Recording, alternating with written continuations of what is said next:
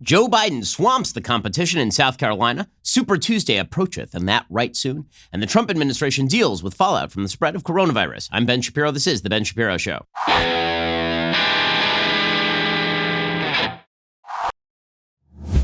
Today's show is sponsored by ExpressVPN. Don't let others track what you do. Keep yourself safe at expressvpn.com/Ben. By the way, you may have noticed that everybody is panicked about coronavirus. I mean, the stock market dropped 4,000 points last week, lost over 10% of its value, which counts as a stock market correction.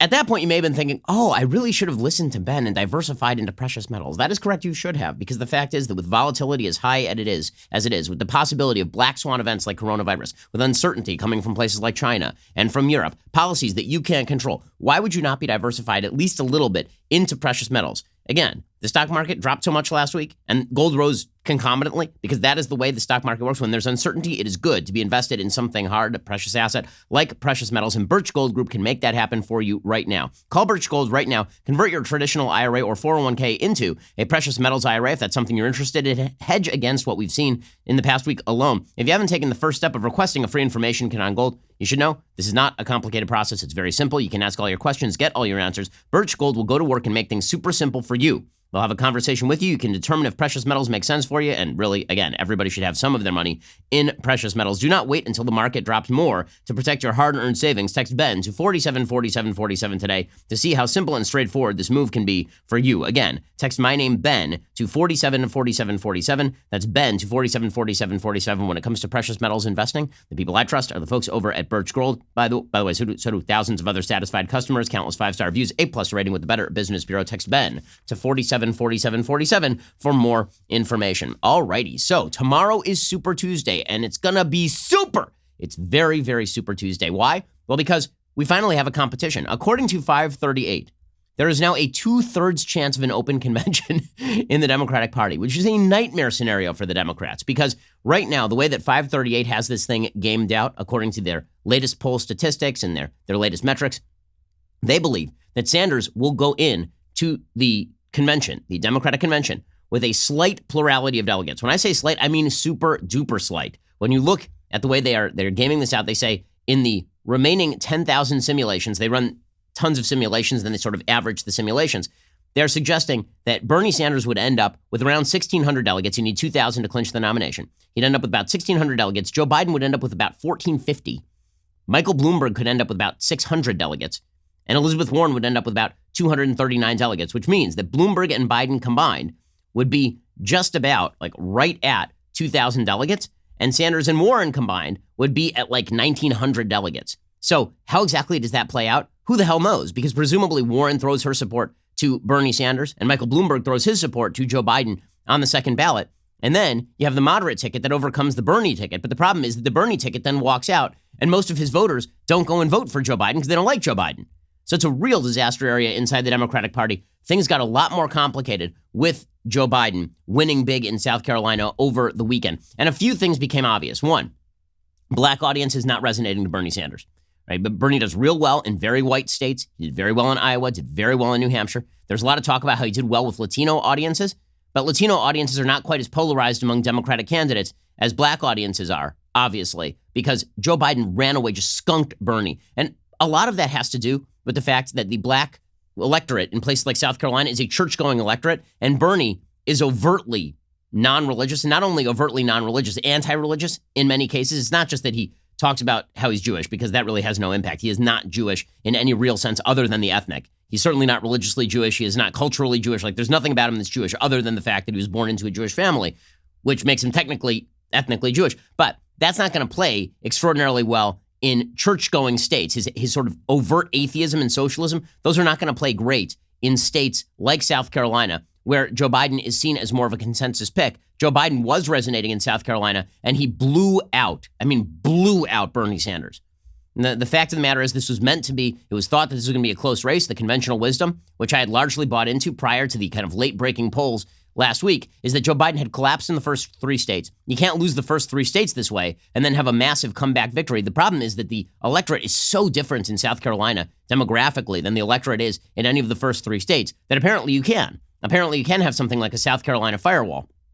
And so Joe Biden, for the first time, actually demonstrates that a firewall works. So he just kills the competition he won nearly 50% of the vote in South Carolina. And Bernie just got skunked in South Carolina. The final results in South Carolina for the Democrats, brutal. 48% for Joe Biden, 48.4%. He more than doubled up Bernie. Bernie got 19.9%. Tom Steyer got 11.3%, and Pete Buttigieg got 8.2%. And Biden was really excited about all of this. He won 39 delegates to Bernie Sanders' 13. He's running an extraordinarily narrow delegate gap to Bernie. He's down by like 5 delegates going into Super Tuesday. Super Tuesday, of course, you have hundreds and hundreds of delegates who are up for grabs, like 1,200, 1,300 delegates who are up for grabs. There's no question that Biden has momentum going into Super Tuesday. Joe Biden was pretty celebratory about it. He should be. It's the first Democratic primary he's ever won. He's run for president 3 times. This is the first Democratic primary he's ever won, and he won going away. By the way, if Barack Obama were to sound even a mild note of endorsement of Biden at this point, which is what he should do, because basically this race is now down to Biden and Bernie. Bloomberg does not have a path to the nomination. There's no way that Bloomberg ends up with either a plurality of the delegates or that Bloomberg ends up with a majority of the delegates. So that means it's a 2-man race. Why Obama wouldn't come out? He doesn't even have to endorse Biden. Just say, I trust Joe. Joe's wonderful. Right? He doesn't even have to overtly endorse him. Just say some kind words right before Super Tuesday. It would make a big difference, because one of the things that made a huge difference, apparently, was Jim Clyburn in South Carolina getting behind Joe Biden. Apparently 25% by exit polls of the people who voted in that primary said that Jim Clyburn's endorsement of Joe Biden made a big difference. There's a reason that Joe Biden is also going around seeking endorsements of major political figures in states like Virginia. He got the endorsement from Senator Tim Kaine and the endorsement from former Governor Terry McAuliffe in Virginia over the weekend as well. So he's hoping to run up the scores in the various southern states where there's a heavy black population, because, again, there is this massive demographic gap in the Democratic Party between upper class white liberals and young white liberals who apparently really like Bernie Sanders, and everybody else who really likes Joe Biden. So Biden, at his rally on Saturday night, very excited. He says, Democrats want a Democratic nominee. We don't want a socialist. We want a Democratic nominee. Democrats want to nominate someone who will build on Obamacare, not scrap it. Take on the NRA gun manufacturers, not protect them. Stand up and give the poor a fighting chance and the middle class get restored, not raise their taxes and keep the promises we make. Then join us. And if the Democrats want a nominee who's a Democrat. Yeah, and that is him saying, this guy's too radical. You should not do this. Now, here's the thing. If Biden comes away from Super Tuesday, anywhere within remote distance of Bernie, he ends up with a plurality of the delegates. So tomorrow matters an awful lot, because once this is down to a 2-man race, let's say Bloomberg underperforms. So what's weird about the way that the Democratic primaries work, for folks who don't understand the process, the Republican primaries, if you win a plurality of the votes in a state, you win the entirety of the delegates. This is how Donald Trump never won more than 50% in a state through the vast majority of the primaries, but ended up with a majority of the delegates, because he was winning 30, 35%, but it was enough to win. And because it was enough to win, he won all the delegates, right? So he ends up with a majority of the delegates at the convention. Democrats don't work that way. All of their primaries are proportional representation. That means that if Joe Biden wins 30% and Bernie wins 20%, then Joe Biden wins 30% of the delegates and Bernie wins 20% of the delegates. Now, there is one exception. There's a cutoff. If you win 10% of the votes in a particular state, that's below the cutoff. You have to have 15% of the votes in a particular state, like California, in order to win any delegates at all. And in California, we're going to examine the state by state in just a moment. In California, that's going to make an awful lot of difference, because California is the most delegate-rich state for the Democrats. If Joe Biden finishes at 12%, it's a disaster for him. If he finishes at 16% and Bernie wins 35%, that's still not a disaster for Joe Biden. But bottom line is this. If Super Tuesday ends up relatively even, with Biden in just like a slight downward motion, with, let's say that Bernie has 600 delegates and Biden has 560 delegates or something, what you're going to end up with is Biden as the nominee. And the reason you're going to end up with Biden as the nominee is, as the field consolidates, all the money's going to push behind Biden. You're headed into a bunch of delegate-rich states like Florida, where Biden is likely to swamp Bernie. So this thing is actually a race now. It's actually a race. Biden was pushing over the weekend, pushing very hard. He says Bernie can't win over the weekend. He, of course, is making a case. This is his entire case. His entire case is, I'm electable against Trump, and Bernie is not. I can win, and I can bring along Democratic victories up and down the state. I can keep the United States, I can win the United States Senate at the top of the ticket. I can keep the House and increase the number in the House. I can go into every state in the nation. I can go into purple states and we can win. I can win in places where I don't think Bernie can win in the general election.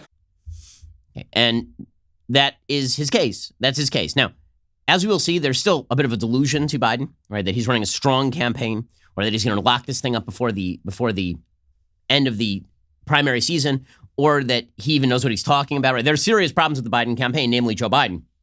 We'll get to that in just a moment. But then we're going to examine the field consolidating, because Pete Buttigieg, out. Tom Steyer, out. Elizabeth Warren, hanging around for no reason, just like John Kasich in 2016. For some odd reason, she thinks that she's going to be the nominee.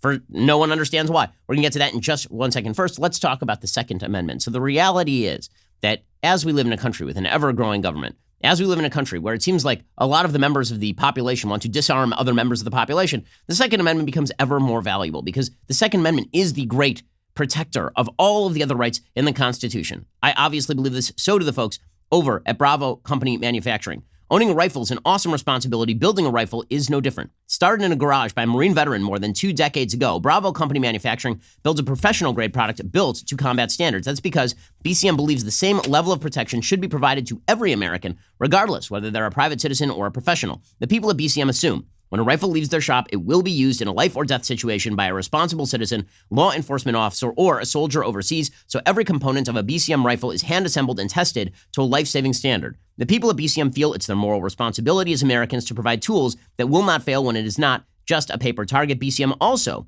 works with leading instructors of marksmanship from top levels of America's Special Ops Forces, from Marine Corps Force Reconnaissance to U.S. Army Special Ops Forces, teaching you the skills necessary to defend yourself, your family, or others. I own firearms to protect my rights and to protect my family. You should too if you're a responsible citizen. To learn more about Bravo Company Manufacturing, head on over to BravoCompanyMFG.com. You can discover more about their products, special offers, upcoming news. That is BravoCompanyMFG.com. You can also check out their awesome videos, meet the people who make their products at YouTube.com/BravoCompanyUSA. Get the best gun on the market, BravoCompanyMFG.com. They have all sorts of other gear you want to check out, BravoCompanyMFG.com. Okay, so Joe Biden did have a big win in South Carolina. He does have momentum, serious momentum, going into Super Tuesday. We're going to examine that in just a second.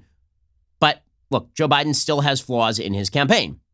And when Joe Biden says, for example, over the weekend, he said, I can win this before the convention. No, he can't.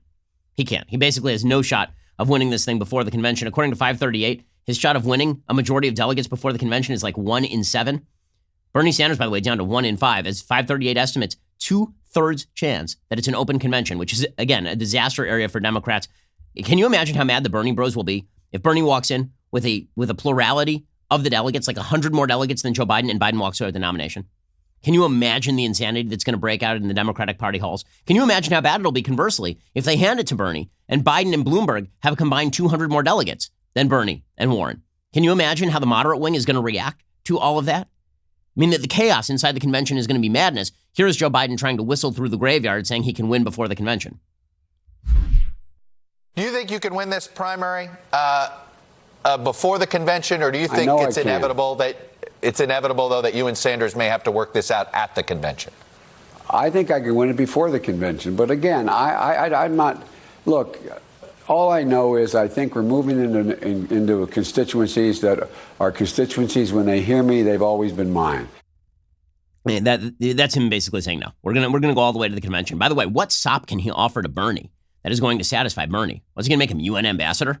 Like, what exactly can Biden offer to Bernie that is going to make Bernie quiescent about all of this? Bernie has a movement. There's no reason for Bernie to go into a Biden administration. There's no reason for him to tie his shoelaces to Joe Biden's shoelaces, right? Then he gets none of the credit if Joe Biden wins and all of the blame if Joe Biden loses. Like, it's an unbridgeable gap inside the Democratic Party. Meanwhile, Joe Biden, again, whistling past the graveyard, saying that the lack of Barack Obama's endorsement isn't hurting him. It is. I mean, if Barack Obama came out tomorrow and endorsed him, Biden would win the nomination, and he'd win it walking away. But Obama's not getting involved, which is truly an amazing spectacle. That Obama, who hates Sanders and thinks that Sanders is a tool bag, because he is, and who supposedly likes Joe Biden, won't come out at this point in a highly contested primary season and just say, I like Joe. Doesn't even have to endorse him. Doesn't even have to say, I'd vote for Joe. I mean, he should say, I'd vote for Joe over Sanders.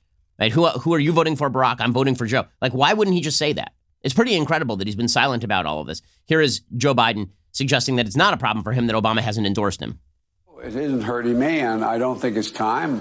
He and I have talked about this in the very beginning. I have to earn this on my own. Remember, George, the first thing that everybody said when I announced the opposition, the Democratic opposition, said, well, Biden feels entitled because he's vice president. Imagine had the president endorsed me. It would have been, well, Biden's entitled because he thinks he's entitled because nonsense. He's just the bottom line is that the only reason that anybody takes Joe Biden remotely seriously is because Barack Obama was the president and Joe Biden was his vice president. Joe Biden's run for president twice before, not received a single electoral vote, not one. So not one delegate. So obviously this is all about Obama. Meanwhile, again, the biggest threat to Joe Biden is the fact that he is Joe Biden. Right? The biggest upside to Joe Biden for Democrats is that he has the patina, the sort of shine of Barack Obama on him, the halo of Barack Obama on him. If he were not that, he would be nothing, because this is a guy who bumbles and fumbles, and he's terrible, right? Here was Joe Biden yesterday confusing Ebola with coronavirus. Done on health care by building on Obamacare with a Biden Medicare option in it. I can do this in terms of Ebola, in terms of dealing with the issues that relate to what we put together when we faced the pandemic of Ebola. What the hell is he even talking about? I mean, like, there's just not a lot going on in that head. Meanwhile, the field is consolidating. Pete Buttigieg has ended his run. Pete Buttigieg was the most talented politician in this field. He also was the guy who was smart enough to get out now, right? Because he recognized that if he were to stay in and complicate this, if he were to split votes, if he were to take away a few delegates from Joe Biden and then be blamed for Bernie Sanders' rise, then it would be very bad for him. Now, here's the problem for Buttigieg. People keep saying he'll be able to run for president again and it'll all be fine. No, this is pretty much it for Pete Buttigieg, because unless he is appointed to some sort of role inside a Democratic administration, he has no pathway to glory. He's in Indiana. Unless he carpet bags it over to New York or carpet bags it over to Massachusetts, he ain't going anywhere in Indiana. Indiana's a red state. It's increasingly red. When he ran statewide, he lost by 20 points. So the problem for Pete Buttigieg is that Buttigieg really had no upward trajectory inside his own state, which is why he ran as mayor of South Bend, Indiana. What's he just going to stay mayor of South Bend, Indiana, and then run for president again? So Buttigieg obviously made a lot of waves because he's gay. Again, let's be real about this. If he were a straight man, he certainly wouldn't have made the sort of national waves that he did. He's a very talented guy. He is smug and awful. Pete Buttigieg is the guy who was also lecturing Americans about how they were bad Christians if they didn't agree with his take on abortion and same-sex marriage, which is patently crazy. But Buttigieg is a talented guy. People in the Democratic Party who are patting him on the head and saying, well, he'll be back someday. He'll be back someday. Not unless he's appointed to Secretary of Defense. Otherwise, Pete Buttigieg's day in the sunshine is over, yes, at age 38, because, again, he has no upward trajectory inside of his states. Unless he carpet bags it or unless he's appointed inside a Democratic administration, it's over for him. But he understands that his smart role is to get out. Again, the smartest politician in the race was Buttigieg. He made the smartest move now, which is get out right now. Don't wait until things get complicated. Meanwhile, the dummy Elizabeth Warren is staying in to complicate things for Bernie Sanders, which is kind of fascinating. So Buttigieg is being treated with all sorts of plaudits this morning, despite the fact that he really is insufferable on a wide variety of levels. Yesterday, he announced that he was dropping out because he has to help the new Democratic nominee speaking from South Bend. Recognize that at this point in the race, the best way to keep faith with those goals and ideals is to step aside and help bring our party and our country together. So tonight, I am making the difficult decision to suspend my campaign for the presidency. I will no longer seek to be the 2020 Democratic nominee for president, but I will do everything in my power to ensure that we have a new Democratic president come January. He and Biden are trading voicemails, by the way. So there's a significant possibility that after Super Tuesday, you could see if it's competitive, you could see Pete Buttigieg jump into the Biden camp, and you could see Biden presumably, give Buttigieg exactly what he needs, which is some sort of cabinet appointment. That's the only thing that Buttigieg has in terms of a political future, is some sort of cabinet appointment. And so him trading that to Biden in favor of whatever level of support Buttigieg has nationally, which is not great, but is something. That would be the smart move by Buttigieg, which presumably is why he was not trading phone calls with Bernie Sanders. Meanwhile, Tom Steyer has also announced that he is out, the billionaire who spent like $200 million on this campaign to win 2 delegates or something. This guy spent something like $3,300 per vote in South Carolina. He announced that he was out. He's going to throw presumably his massive, massive support behind Bernie Sanders. The guy was desperately trying to get a hug from Bernie Sanders nearly the entire campaign. Here was Steyer announcing he was dropping out. There's no question today that this campaign, we were disappointed with where we came out. I think we got 1 or 2 delegates from congressional districts, which I thank South Carolina for and the people. But I said if I didn't see a path to winning, that I'd suspend my campaign. And honestly, I can't see a path where I can win the presidency. So am I going to continue to work on every single one of these issues? Yes, of course I am. Okay, so here is where we now stand. We have a consolidation of the field. Buttigieg is out. He was expected by 538 to win about 50 delegates over the course of the Super Tuesday contests. He will win some delegates anyway because there's all this early voting. And early vote, this just shows you why early voting is stupid. Some 300,000 people have already cast ballots in California, and many of them have cast ballots for people who are not even on the ballot anymore, right? People who are not going to matter, people like Pete Buttigieg. So that's pretty amazing. But let's assume that most of Buttigieg's delegates move over to Biden. Well, that means that according to 538, looking at the numbers that they are putting forth, this is the average number of delegates each Democratic presidential candidate is forecasted to receive from each Super Tuesday contest. According to their 538 primary forecast, this would be as of 11:30 a.m. Eastern yesterday. They were suggesting that Sanders would walk away with about 540 delegates from Super Tuesday, that Biden would walk away with about 395, that Bloomberg would walk away with about 194, and that Buttigieg would walk away with 50 and Warren with 133. Well, Bloomberg and Buttigieg, it really depends on whether you think that Bloomberg's numbers are actually real. And I have serious doubts that Bloomberg's numbers are real. I think that Bloomberg is going to perform, once he's on the ballot, almost exactly like Tom Steyer did. Tom Steyer was running 15 to 20% in South Carolina. Once he was actually on the ballot in South Carolina and people were forced to choose and they recognized that Steyer was not a viable candidate, then they just didn't vote for him and got 11% of the vote, and most of that went to other candidates. I think you're going to see the same thing happen with Michael Bloomberg, who is fully delusional at this point. Bloomberg is just walking around as though he has a shot at the nomination. He had one narrow path. His narrow path was that Biden completely collapsed in South Carolina, that Bernie won or came close to winning, and that then he could call on Joe Biden to drop out, because it's true that if you want to win a majority of the delegates, there has to be a consolidation behind one candidate. The problem right now is that Biden just showed signs of life, and not just showed signs of life, he showed serious life in South Carolina. Well, that means that Bloomberg and Biden are now splitting a lane. And so assume for a second that Bloomberg were not in the race. Presumably, those 195 delegates, somewhere in that neighborhood, none of those people are going to go to Bernie. Presumably, nearly all of those people would have gone to Joe Biden. Well, if those delegates had moved over to Joe Biden, guess who your new delegate leader would have been? Joe Biden, by a pretty significant margin. So I think that a lot of what happens on Super Tuesday is dependent on where Bloomberg stands in a lot of the southern states. Because remember, if Bloomberg wins below 15% in those states, those delegates don't go to Bloomberg. Instead, a lot of those delegates kick up to the frontrunner, Joe Biden. So I think that Biden is actually going to outperform on Super Tuesday. This is my edgy prediction. I think that Biden is going to overperform on Super Tuesday. I think that South Carolina shows people he's viable. I think he's going to get a lot of endorsements today and early tomorrow. I think that in southern states, he's absolutely going to clean up. I think in California, I think he's going to surpass the delegate margin in California necessary to gain some delegates. I think that the race is going to be pretty close coming out of Super Tuesday. I do not think this is a Bernie Sanders walk over come Super Tuesday.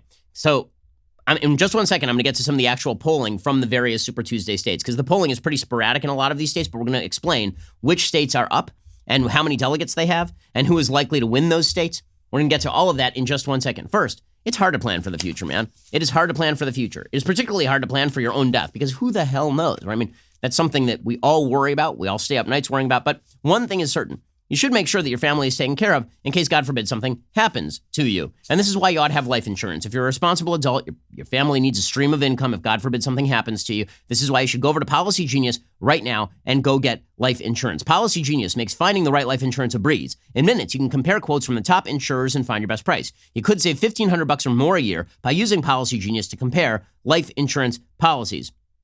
It's very important to get life insurance. That doesn't mean it needs to be difficult to get. You don't have to do this through word of mouth and get a bad deal just because a friend told you about a life insurance policy from their friend. Instead, why don't you competitively shop the same way you would for any decent product? Once you apply, the Policy Genius team handles all the paperwork and the red tape for free. And Policy Genius doesn't just do life insurance. They do all sorts of insurance. Home insurance, auto insurance, disability insurance.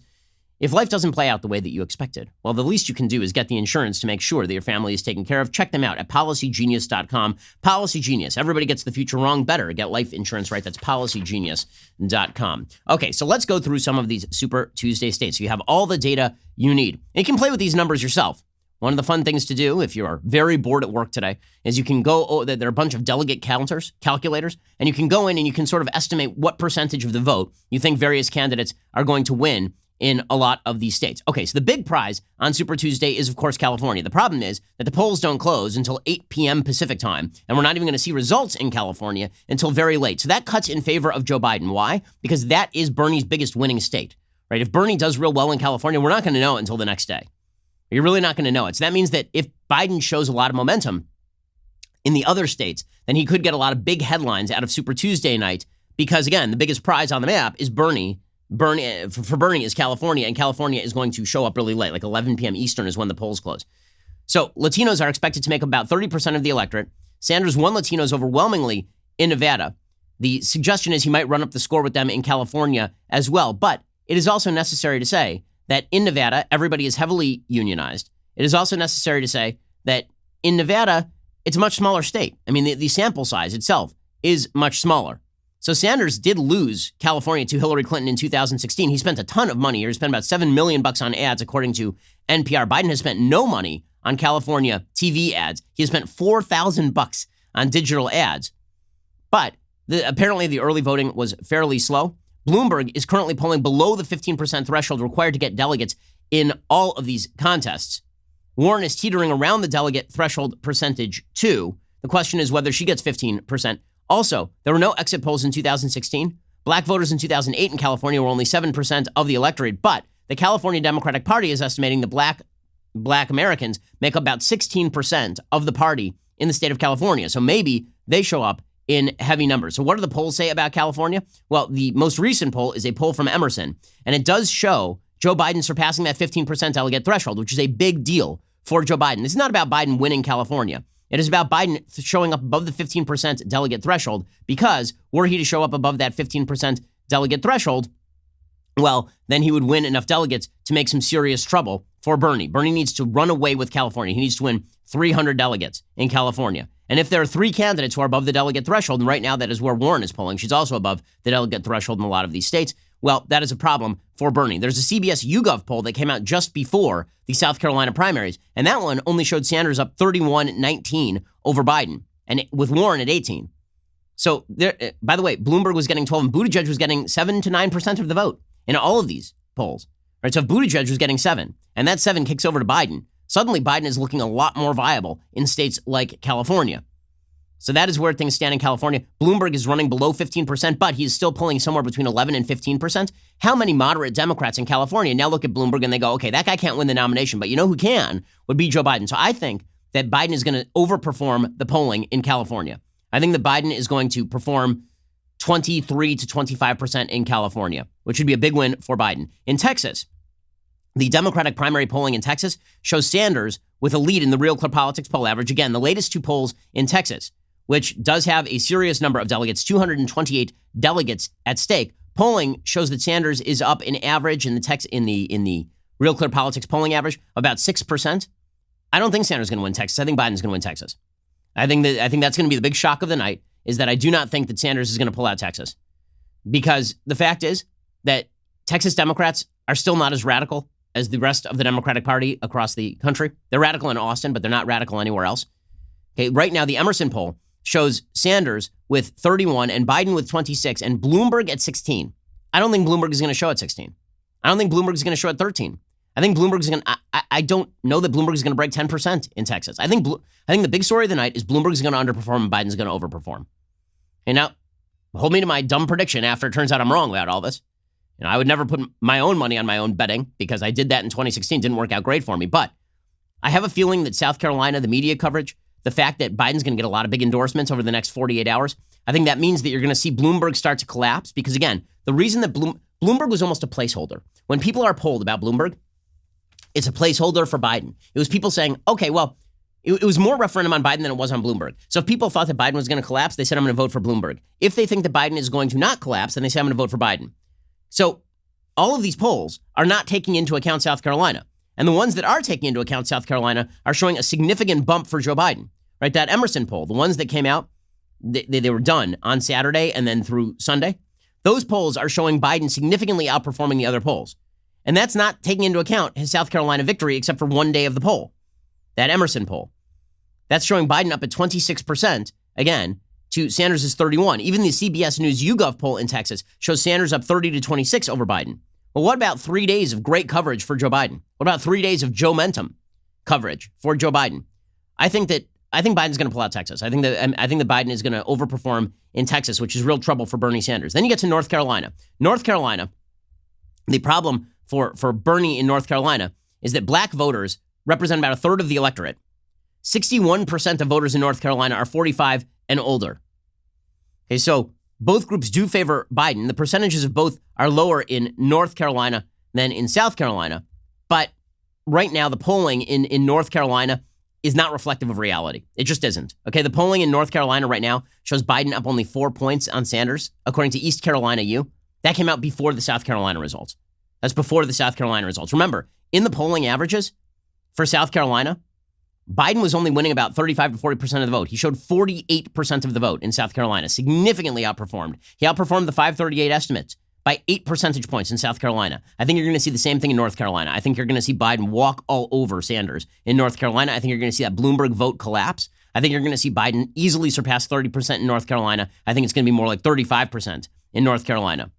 When it comes to Massachusetts, I think Sanders is going to win Massachusetts walking away. I do not think it's going to be that close. Right now, the polls show Sanders and Warren very close in Massachusetts, which is another big prize. I think Sanders is going to do much better because I think that the Bernie bros are going to really mobilize there. Not only are they really going to mobilize, I think that the Warren crowd is going to realize that she has no shot at the nomination. So while she may do okay, I don't think that she is going to be competitive with Bernie. I think that Bernie takes that state by 5 points.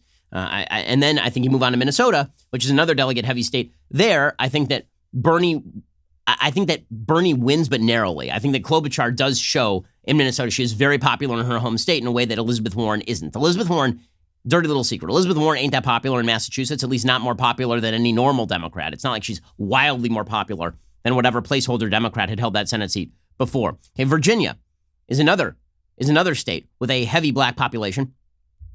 Virginia has 99 delegates at stake. Unite the Country, a super PAC supporting Biden, believes Biden is starting to do well, not just with black voters, but with white women over the age of 40. Okay, that probably is true because Bernie does not do particularly well. There are not a lot of good polls out of Virginia. The Virginia polling is very weak right now. All we know in Virginia is that the latest Democrat polls from Virginia had Sanders and Bloomberg and Biden basically within spitting distance of one another. That was conducted before Bloomberg's first debate in Las Vegas and before Joe Biden won South Carolina. So I think that Hillary Clinton won 2/3 of white women in Virginia, and she ran all over Bernie in Virginia. So I think that Biden is going to, I think if you had to ballpark this thing, assume that Biden is going to perform very much like Hillary Clinton did in 2016. Okay, on Super Tuesday, she ran up a delegate lead in 2016. I think that Biden is going to underperform Hillary in places like California and New York and Massachusetts, but I think that he is going to perform almost exactly like Hillary in a lot of these southern states. Colorado is a heavily Latino state, about 67 delegates at stake in Colorado. Again, not fantastic polling from a lot of these states. Colorado is another one where there's just not that many, not that great polling. But with that said, you know, it is super. Is it plausible that it's competitive in some place like Colorado? Yeah, absolutely. It's certainly plausible. So it's bottom line is that it is a mess right now, but that mess is not necessarily cutting in Bernie's favor. So all the talk last week was that Bernie was going to run away with this thing in very short order. I'm not seeing a lot of evidence that that's going to happen. I think that this is, I think Biden's going to overperform. I think that Bernie's going to perform exactly like he thought. I think Bloomberg is going to be the real story. I think Bloomberg is going to collapse. I think contact between voters and Bloomberg is toxic for Bloomberg. By the way, I'm not mentioning Tennessee, where I think Biden's really going to run up the score. I'm not mentioning Alabama, where I think Biden's really going to run up the score. Oklahoma, where I think Biden is going to run up the score. Arkansas, where he's going to run up the score. Utah, I think that you're going to see Sanders win. Maine, you're going to see Sanders win. Vermont, you're going to see Sanders win. But it is not implausible to believe that Joe Biden walks away from Super Tuesday if he doesn't have a delegate lead because of California. At the very least, he is very, very close after Super Tuesday. And then we move on to a bunch of states that are very, very conducive for the current former Democratic vice president, right? We move into the rest of the primary calendar looks a lot better for Joe Biden than it does for Bernie Sanders. I'm looking at the presidential election calendar right now. So here's how it goes after Super Tuesday. March 10th, you get Idaho, Michigan, Mississippi, Missouri, North Dakota, Washington. Washington is good for Bernie. North Dakota is probably good for Bernie. Idaho is probably good for Bernie. Michigan, probably good for Bernie, maybe not. That could be Biden territory. Mississippi and Missouri, very, very good for Joe Biden. And then you move on to March 17th, Arizona, which could be good for Bernie, but Florida, which is awful for Bernie. Ohio, which is probably not great for Bernie. And Illinois, which is probably not great for Bernie because Chicago's in Illinois, right? So the fact is that this race starts as the time goes on and as Joe Biden remains competitive, this race starts to tilt slowly toward Joe Biden and away from Bernie Sanders. So there's a reason 538's got the open convention possibility at a 65%. 65%. And by the way, in terms of their majority of delegates, they're showing they're showing Bernie at just a 21% to get it and a 14% for Joe Biden. So basically they're running pretty close to even. In their average number of delegates they expect to be won, again, Bernie Sanders 1612, Biden 1449.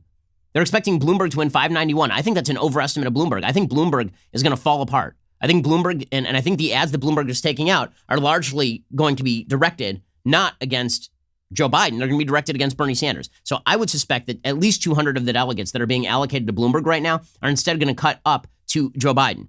So quite plausible that Biden is your leader in the clubhouse, that he wins a plurality of delegates, which is that is the best case scenario for the Democrats, by the way. The best case scenario for the Democrats is that Biden has a plurality of the delegates going into the convention. That is best case scenario. And it's not implausible. It's not implausible. We're going to know so much more after tomorrow night, after Super Tuesday. But like I say, this whole thing has been about momentum. Bernie has not been able to run up the score except in Nevada. Nevada is the only state where he ran up the score. In Iowa, he underperformed. In New Hampshire, he underperformed. He lost to Pete Buttigieg in Iowa. He barely beat Pete Buttigieg in New Hampshire, and Pete Buttigieg is out of the race. Now that you have an actual Democratic candidate in Joe Biden who has actual minority support and older voter support, I said 2 weeks ago, I thought that Bernie was unstoppable. That was before South Carolina. South Carolina made an awful lot of difference. And tomorrow night, we are going to find out just how much of a difference all of that made. Okay, in just a second, we're going to get to Bernie Sanders, who seems to be already sort of doing the whiny routine, which is kind of interesting. Like he's preemptively whining. He's not acting like a front runner. Bernie Sanders is comfortable being the guy in second place because he can attack everybody else. Bernie, as the front runner, looks fragile. He looks radical. He looks like somebody you don't want as your front runner. He's the person who stands outside the party and criticizes. Okay, in a second, we're going to get to that. But first, Super Tuesday has come upon us. An octogenarian socialist is in the lead to face off against President Trump. Now, if Bernie Sanders were to run this company, everything here would be free. Free memberships, free advertising, free pudding cups. In reality, we would then be bankrupt. Nonetheless, we have great savings in store for you because we are a capitalist company. So we are going to give you savings, a better deal in competition with others, and we are going to make money for ourselves to keep all of our unemployable derelicts employed. Right now, you can become a Daily Wire member for 25% off on any plan using coupon code NEVERSOCIALIST. I don't know about you guys, but savings like these always make my Tumblr overflow with leftist tears. Daily Wire members get an ad-free website experience, access to all of our live broadcasts and show library, the full 3 hours of The Ben Shapiro Show, access to the mailbag, and now exclusive election insight op-eds from yours truly. Join us for special events like tomorrow's Super Tuesday episode of Daily Wire Backstage. We'll be breaking down and covering all of the Super Tuesday election updates in real time. As a member, you can ask questions that we will answer on the Backstage live stream. I also want to announce the Sunday Special is back. We kicked off the first episode of the season yesterday with controversial guest Charlie Kirk from Turning Point USA. Daily Wire members get to watch special bonus content available only on dailywire.com. Along with all of this, of course, you get the magnificent, the irreplaceable, the singular Leftist Tears Tumblr. If you haven't already, download the Daily Wire app so you can get all of our great content on the go. Again, that is 20% off on Daily Wire memberships for all plans using coupon code NEVERSOCIALIST. Super Tuesday calls for super savings. So head on over to dailywire.com/subscribe. Act now before it's too late. That's dailywire.com/subscribe. Also, we would like to hear from you. Tell us who you think will win the Democratic nomination by texting either Biden, Bernie, Bloomberg, or Warren to 83400, 83400, 83400. And on Tuesday night during our Daily Wire Backstage, we'll analyze the results live again. Text either Biden, Bernie, Bloomberg, Warren to 83400. We'll analyze the results on Daily Wire Backstage this Tuesday. You are listening to the largest, fastest growing conservative podcast and radio show in the nation.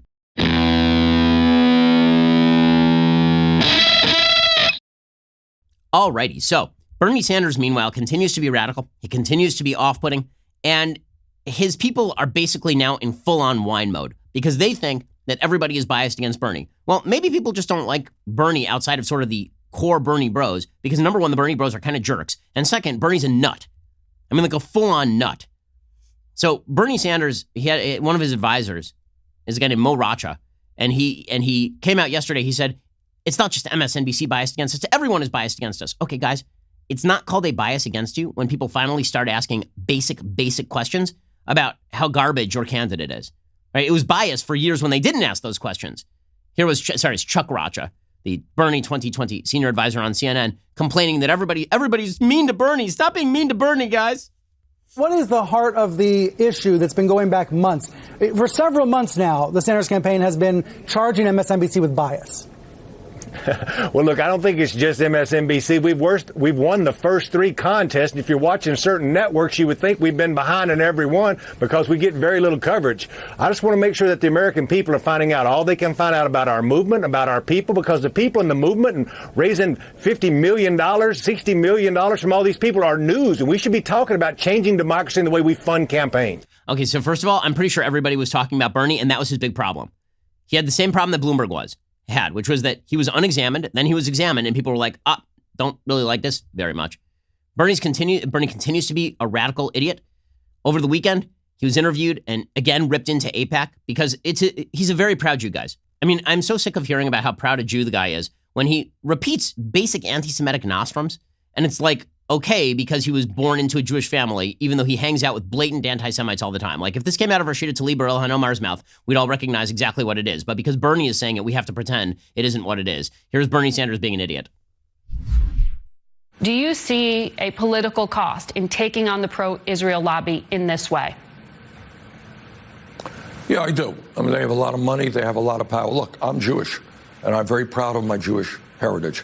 As a kid, I spent time in Israel. I am not anti-Israel. I will do everything I can to protect the independence and the security and the freedom of the Israeli people. But what we need in this country is a foreign policy that not only protects Israel, but deals with the suffering of the Palestinian people as well. Because first of all, he sounds terrible. Second of all, I mean, when he's out there ranting about the pro-Israel lobby and how powerful it is, really, because Nancy Pelosi refused to even condemn Rashida Tlaib and Ilhan Omar and puts them on covers of magazines. By the way, I never hear about how powerful the pro-Italy lobby is or the pro-Britain lobby is in the United States. I mean, it's just, again, this sort of stuff has been sort of stock in trade of left-wing anti-Semitism for a very long time. And the fact that Bernie traffics in it and then claims that he is a proud Jew because he once spent some time on a kibbutz when he was 17 back in 1322 is more than irrelevant to me.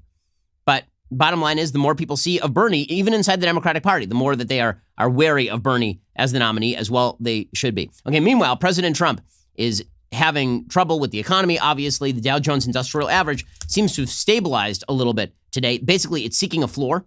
It jumped as of this morning as people start to become a little bit more confident that coronavirus isn't going to be the be-all, end-all.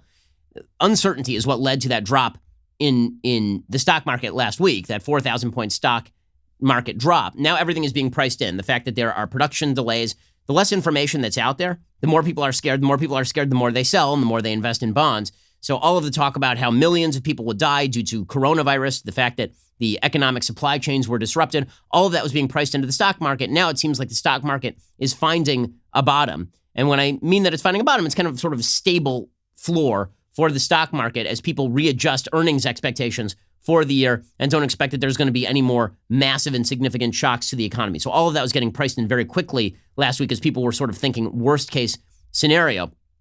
Is coronavirus a real crisis at this point? The answer is probably not.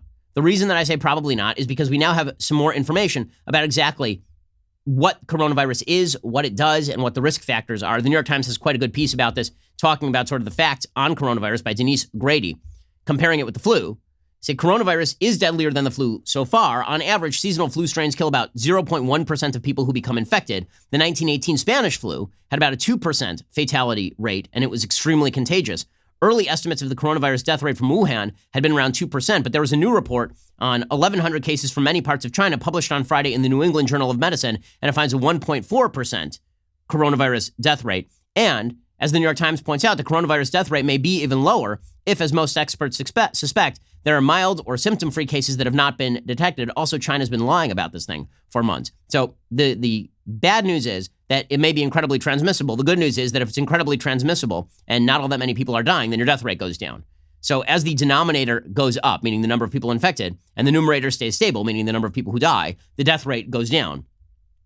The true death rate, according to the New York Times, could be similar to that of a severe seasonal flu, well below 1%. That's according to an editorial published in the journal by Dr. Anthony Fauci and Dr. H. Clifford Lane of the National Institute of Allergy and Infectious Disease, as well as Dr. Robert Redfield, director of the Center for Disease Control. Even MSNBC's medical experts are saying average Americans should not be panicked about this thing. It is not going to wipe out vast portions of the American population. Here is MSNBC's medical expert. I believe his name is Joe Fair. This is clip 19. Now, with the data we have, and I emphasize the data that we have, just because we haven't rolled out broad testing nationally yet, your average individual American doesn't need to be that concerned right now of catching this virus. However, community-based transmission in one state means that there is probably community-based transmission in other states. Once we roll out that testing and lower the criteria for being tested for COVID-19, we're probably going to see a lot more cases than we thought were here previously. Now, again, he's saying there are a lot more cases than were here, but that means that they've been here for a while and nobody's been noticing them because we don't have vast swaths of the population that have been dying out. We have 2 coronavirus deaths total in the United States. Apparently, it was going undetected for weeks on end in Washington state. Apparently, it's already been here for a while and nobody's really noticed it, which doesn't suggest that this is the Black Plague.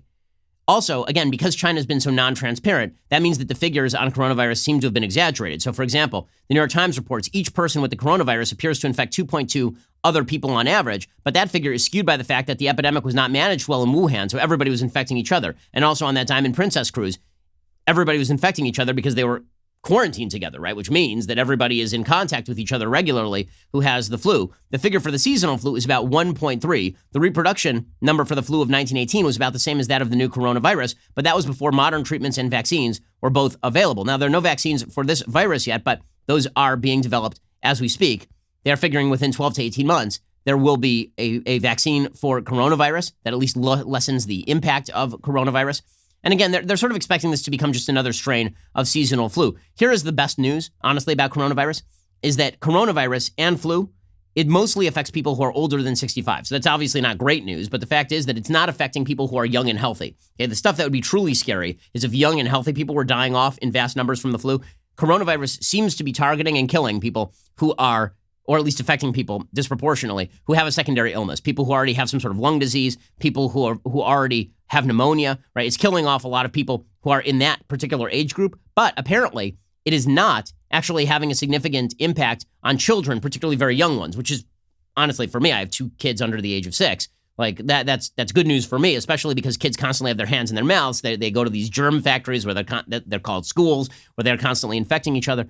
Those cases tend to be extremely mild. So the Trump administration correctly is saying we're handling this thing. Like, please do not incite a panic. Right? President Trump came out. He said, "Listen, we've taken aggressive action against this thing, and any attempt to downplay that aggressive action is just a lie." Since the early stages of the foreign outbreak, my administration has taken the most aggressive action in modern history to confront the spread of this disease. We moved very early. That was one of the decisions we made that really turned out to be a lifesaver in a sense, big lifesaver. On January 31st, I imposed travel restrictions on foreign nations who had, and anybody that had been to China or people coming out of China. Hey, this is all true, obviously. One of the things that is truly impressive about the media and the Democrats is their reaction to all of this. Maybe I'll save that for a thing that I hate. But okay, well, we'll get to let's do a quick thing I like, and then we'll get to some things that I hate. So things that I like today. So there's a great science fiction book recommended to me by producer Nick, who has time to read because we're not apparently burdening him enough with his work. And he plays the banjo and he whittles things and he reads science fiction novels. But that means that he sometimes has good picks in terms of his literary references. Isaac Asimov's The End of Eternity.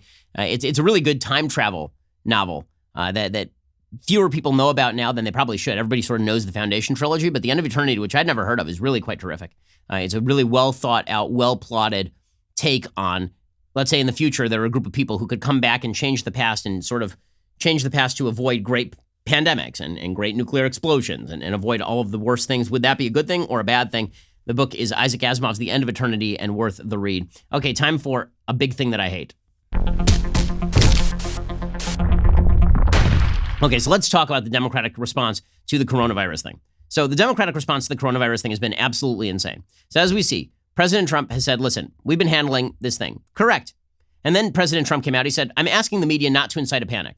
Right? We should not be inciting a panic here. This, of course, is exactly right as well. The media overplaying the risks of coronavirus in an irresponsible way, suggesting that we are on the verge of a great pandemic that's going to kill tens of millions of Americans and that the Trump administration is botching it, is politically driven. Here's Trump saying that, and he's correct.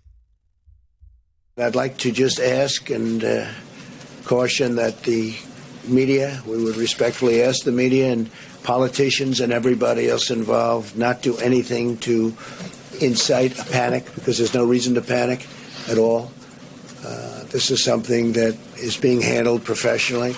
Yeah, that's exactly right. Well, Dr. Anthony Fauci, who's the head of the National Institute of Health, there were accusations last week that because this operation was being run through Mike Pence, the PR operation was being run through the vice president's office, which is just trying to consolidate information so you don't have vast swaths of misinformation running around. Fauci said, listen, I'm not being muzzled. The media tried to claim that he was being muzzled. He's like, I'm not being muzzled. What the hell are you talking about? Let me clarify it. I have never been muzzled, ever, and I've been doing this since the administration of Ronald Reagan. I'm not being muzzled by this administration. What happened, which was misinterpreted, is that we were set up to go on some shows.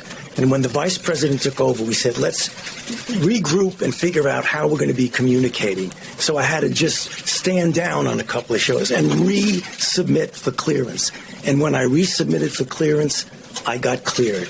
So I have not been muzzled at all. That was a real misrepresentation of what happened. Okay, and Fauci served under President Obama as well. He served under multiple administrations. So he's saying, listen, we're not hiding any information here. Alex Azar, the Health and Human Services Secretary, says it's pretty obvious here that people are overreacting and treating this as a massive crisis when it is not. It is a crisis for the factory production in China. It is not a crisis for the average American. You're seeing people who are stocking up on masks. By the way, here is the basic rule about masks. And masks, medical masks, are designed to prevent people from coughing in your face, for example. But the reality is that unless you have a high probability of being coughed on by someone with coronavirus, it is not going to serve you well. So you really should be allowing the medical professionals who are going to be treating people who come in with symptoms to have the medical masks at this point. You want to handle coronavirus in your own life?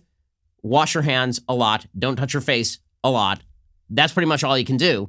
And again, the symptoms of coronavirus, particularly for people who are young and healthy, are not severe. What you're seeing is that it's really bad for like old age homes, nursing homes, that sort of thing. Here's Alex Azar saying people are overreacting. We are trying to give the American people all the information we have when we have it, so they don't think there's secret information they're not getting. That at least helps. We say what uncertainties we've got, and as we resolve them, we try to clarify. People are overreacting? Yes, absolutely. If people going out and buying face masks, that's not necessary. In fact, we need those masks for the people who should be using them, which are healthcare workers taking care of patients. Okay, he's right that on an individual level, the masks are not going to help you. They may help you marginally, but for healthcare workers, they do make a very large difference. Bottom line is that everybody who actually understands the issue, right, left, and center, is saying this is not yet a crisis. It doesn't look like it's going to become a crisis. Mike Pence says that, right? Mike Pence says the risk remains low for the average American, which is true. I mean, just like the risk of dying by flu remains fairly low for the average American. Here's Mike Pence. The American people should know the risk for the average American remains low, and they can be confident. And after 3 days leading the president's effort on the coronavirus, I'm more confident than ever that we are bringing a whole of government approach. The president has directed the full resources of the federal government and talking with governors around the country, particularly in states where we brought people back home.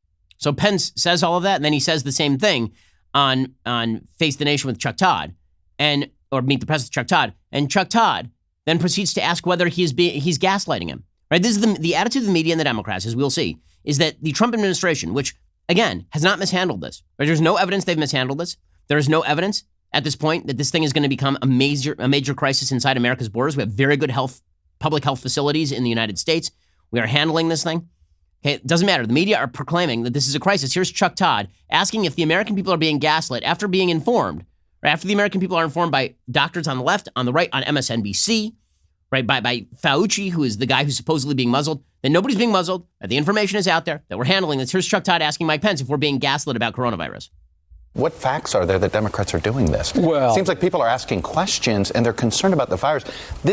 This implies some sort of political motivation, which is kind of gross. Well, I will tell you, there's been a lot of irresponsible rhetoric among Democrats and commentators. Who is this? On the left. Name some names, sir. Well, because this is just, it just feels like gaslighting. Please name some names.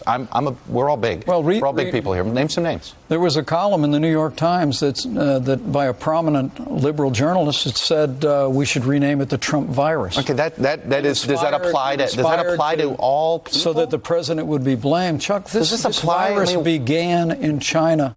Okay, well, listen to Chuck Todd there. You're gaslighting me. Nobody has said this thing. So Pence then gives him a name. And then he's like, well, that's not everybody. Okay, I'm going to give you some names. You ready? Here are some names of people who have been completely gaslighting the American public about the Trump virus and how this is all Trump's fault. Okay, Elizabeth Warren. Perfect example. So Elizabeth Warren comes out yesterday. She says, I can't think of a worse person in charge of this thing than Mike Pence. Right? The worst person you could imagine be in charge of this thing is Mike Pence. Here is Elizabeth Warren, desperate for attention with the crazy eyes and everything over on MSNBC. Let me just say that the Vice President, Pence, he is the wrong person to be leading this. He is actually the one guy around who has experience in dealing with a virus that gets out of control, only he's the guy who went in exactly the wrong direction. He paid more attention to politics than he did to science, and that really created a health crisis in his state of Indiana. I cannot think of a worse person to put in charge of dealing with this coronavirus. So it's a disaster, right? It's all a disaster. It's a disaster because we're putting, and then you have Chris Hayes frowning at it. Okay, what did Mike Pence do that was so bad? He wasn't in favor of needle exchanges for HIV. Okay, that is a very controversial public policy. The federal government should be facilitating intravenous drug use. Okay, that is a very controversial policy that the taxpayer should be picking up the cost of people shooting heroin into their veins. Okay, that's pretty wild stuff. Okay, and then Elizabeth Warren had another take. If that take wasn't enough, she then tweeted out a picture. Because Mike Pence tweeted out a picture. Today, we had a very productive meeting of the White House Coronavirus Task Force in the Situation Room. We placed additional travel restrictions on Iran, and we are increasing the travel advisory to level 4, urging Americans not to travel to specific regions in Italy and South Korea. Okay, and it's basically a meeting of the cabinet. You can see various members of the cabinet there, and including, by the way, Ben Carson, as well as there are a couple other figures here who are not white people. Okay, but why would that possibly matter? Who cares? This is a coronavirus task meeting. Right? This is about trying to figure out how to stop coronavirus. Elizabeth Warren tweets out, we're facing both a public health crisis and a potential economic crisis. We urgently need top experts at the table in public health and medicine, many of whom are women. This isn't it. Many of whom are women? How about you name some of the people who should be in the room who aren't in the room? See, my first reaction when I'm thinking task force for coronavirus isn't, I wonder how many people have vaginas handling this thing. Like, that really is not even on my list, it turns out. I don't care. I want the people who are going to help stop coronavirus. I love that Elizabeth Warren's first take is, well, you know, that's a lot of white guys. That's a lot of men, a lot of penises in that room talking about coronavirus. Is there a special female access to knowledge with regard to coronavirus? Is there a specific person who was barred because of gender from this room? Like, a lady came in and she was like, oh, well, you know. So some woman came in and she's like, I'm the expert, the world expert on coronavirus. And suddenly Pence was like, I can't be in a room alone with you because mommy says no, my wife says no. So I'm sorry, we're going to have to deal with coronavirus on our own. Like, what the hell is she talking about? But Chuck Todd says it's gaslighting to point out that Democrats are doing this routine. Okay, another example. So President Trump did a rally. At the rally, he points out that the Democrats are hoaxing the American people about the Trump administration blowing coronavirus. He doesn't say coronavirus itself is a hoax. He doesn't say that coronavirus itself is non-threatening. He says the Democrats are lying to you about the Trump administration mishandling this thing, and that the Democrats are lying to you that you're going to die from coronavirus and that we're all at tremendous, tremendous risk from coronavirus. The data aren't there to support that. Here is President Trump saying that, and then we'll see the Democrats lying about this, and then you'll see Chuck Todd lying about the Democrats lying about this. Now the Democrats are politicizing the coronavirus. You know that, right? Coronavirus. They're politicizing it. They tried anything. They tried it over and over. They've been doing it since you got in. It's all turning. They lost. It's all turning. Think of it. Think of it. And this is their new hoax. Okay, that's just, So he says, what's the new hoax? The new hoax is that Democrats are making this into a big issue, that we blew it, right? Okay, and he's right about, so Democrats did that, right? And then Biden comes out and he falsely claims that Trump called coronavirus itself a hoax. Here's Joe Biden just completely misreading Trump's statements in the dumbest possible way. I don't want to talk down the possibility of us being able to do this well. But, you know, the idea that Donald Trump said just several days ago this was a Democratic hoax, what in God's name is he talking about? What in God's name is he talking about? Has he no shame? We're in a situation where, and I respect Vice President Pence and him being put in charge, but we should be hearing from the scientists. Trump did not call coronavirus a hoax. Bloomberg then did the same thing, right? Bloomberg comes out, he says, Trump called coronavirus a hoax. He didn't. He said that you guys are lying about the impact of coronavirus and that you are lying that the Trump administration is blowing it. And then the media don't ask a follow-up. Like, where's the follow-up, guys? By the way, Facebook actually fact-checked Michael Bloomberg's statements on this, and even Facebook was like, yeah, that's not true. Like, they didn't take down Bloomberg's ad over it because they don't take down ads on the basis of fact-checking, which is the correct policy. But even they were like, this is not right. Like, Trump didn't call coronavirus a hoax. He just said that you guys are lying about it. Here's Bloomberg lying about it. I find it incomprehensible that the president would do something as inane as calling it a hoax, which he did last night in South Carolina. He said that the Democrats making so much of it is a Democratic hoax, not that the virus was a hoax. This is up to the scientists and the doctors as to whether there is a problem. It's unbelievable. It's unbelievable. They're just lying about what Trump said. And then Chuck Todd says to Mike Pence, well, you keep saying that the Democrats are criticizing you unfairly. You're gaslighting us. The unbelievable lies they will tell to get Trump are truly, Trump is not the center of the universe. Trump likes Trump, but you guys love Trump much more. Members of the media, the Democrats, they love Trump because it allows them to turn everything into a story about Trump when the story is not actually about Trump. Okay, so don't forget, we want to hear from you. Tell us who you think will win the Democratic nomination by texting either Biden, Bernie, Bloomberg, Warren to 83400. On Tuesday night during our Daily Wire Backstage, we'll analyze the results live. Again, text either Biden, Bernie, Bloomberg, Warren to 83400. We will analyze the results on Daily Wire Backstage this Tuesday. We are doing Super Tuesday coverage.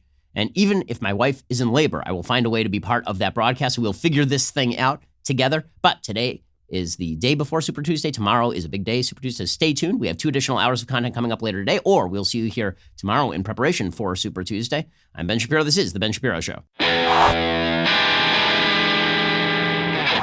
The Ben Shapiro Show is produced by Colton Haas, directed by Mike Joyner, executive producer Jeremy Boring, supervising producer Mathis Glover and Robert Sterling, assistant director Pavel Wydowski, technical producer Austin Stevens, playback and media operated by Nick Sheehan, associate producer Katie Swinnerton, edited by Adam Sayevitz. Audio is mixed by Mike Coromina. Hair and makeup is by Nika Geneva. The Ben Shapiro Show is a Daily Wire production. Copyright Daily Wire 2020.